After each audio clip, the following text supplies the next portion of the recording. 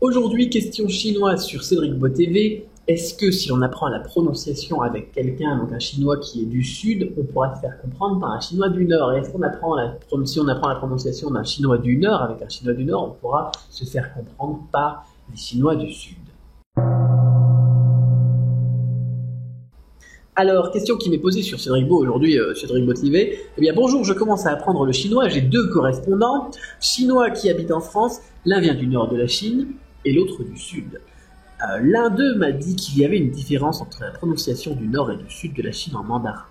Cela va-t-il me poser des difficultés pour apprendre la prononciation ou alors est-ce une richesse? Je veux dire, est-ce que les Chinois réussiront à me comprendre si je mélange un peu les deux accents amicalement? Pascal, alors ça c'est une très bonne question parce qu'on a des accents en Chine comme on en a en France, l'accent du nord et l'accent du sud qui sont vraiment très typiques. Alors imaginez les différences d'accent et de prononciation qu'on peut avoir entre les gens qui vivent dans un pays qui fait quand même 17 fois la taille de la France, 7 fois et demi si je ne m'abuse.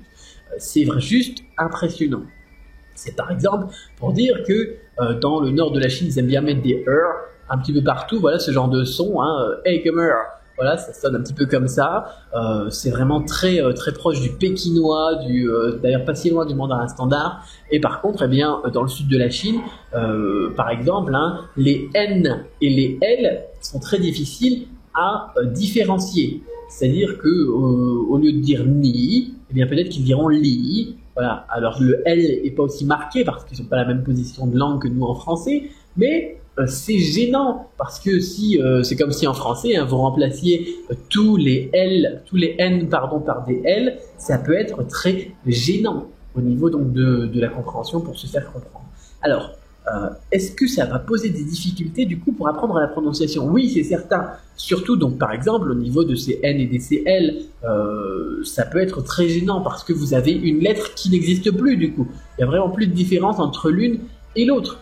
Et parfois même les Chinois du Sud ne savent même pas lorsqu'ils doivent taper en pinyin à l'ordinateur s'ils doivent mettre un N ou un L. Alors du coup ils essayent les deux. C'est juste pour dire à quel point c'est marquant au niveau de cette incompréhension. Alors quand on est un débutant et qu'on veut apprendre le chinois, ça peut être vraiment très difficile à la fois pour apprendre mais aussi pour se faire comprendre.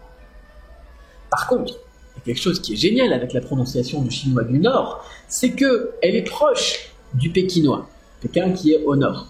Et le pékinois, il est très proche du mandarin standard. Et le mandarin standard, c'est la langue officielle de la Chine. Langue qui est parlée tous les jours à la télé, à la radio, dans les annonces, etc. C'est-à-dire que si vous parlez le mandarin du Nord et vous apprenez la prononciation du Nord, vous allez forcément réussir à vous faire comprendre dans toute la Chine. Ce qui n'est pas valable pour le chinois avec l'accent du Sud. Donc oui, ça peut poser des problèmes, des difficultés pour apprendre la prononciation. C'est pas vraiment une richesse, c'est plus un handicap. Est-ce que les Chinois ils arriveront à vous comprendre si vous mélangez un petit peu les deux accents? Non, ça peut vraiment poser des problèmes de compréhension très marqués. Donc apprenez avec le chinois du Nord. Et bien évidemment, ça ne vous empêche pas, donc quand vous faites vos cours par exemple, d'apprendre avec cette personne, ce chinois du Nord. Et ça ne vous empêche pas non plus d'aller découvrir cette personne du chinois du Sud. Sauf que, elle vous donnera pas des cours de prononciation. Peut-être que vous discuterez avec elle et que là vous vous rendrez compte, tiens, pour ce mot-là, elle s'est trompée. Enfin, elle s'est trompée. Elle a son accent personnel qui lui donne effectivement cette petite touche du Sud. L'accent du Sud en France aussi, c'est vraiment quelque chose qui est pas mal. Moi, j'aime bien quoi. L'accent du Nord, c'est pas forcément très agréable à entendre. Ça, c'est une sorte de richesse. Par contre, lorsque l'on enseigne le français aux étudiants en France, on va apprendre le français officiel. On va essayer de ne pas leur apprendre avec l'accent du Sud. Voilà, tout simplement. C'est la même logique.